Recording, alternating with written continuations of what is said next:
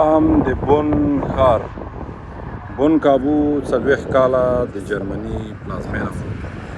دغه ښار کله چې جرمني په دوه برخو ویشل شوی و، ختیځ جرمني او لویدیځ جرمني، نو دغه د لویدیځ جرمني پلازمینه وه او دا ډېر ارزښتناک ښار دی.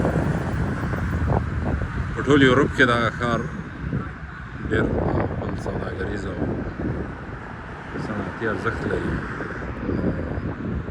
ډېر لرغونی ښار دی او دا هم د بون پوهنتون دغه څلی څه ښکاري.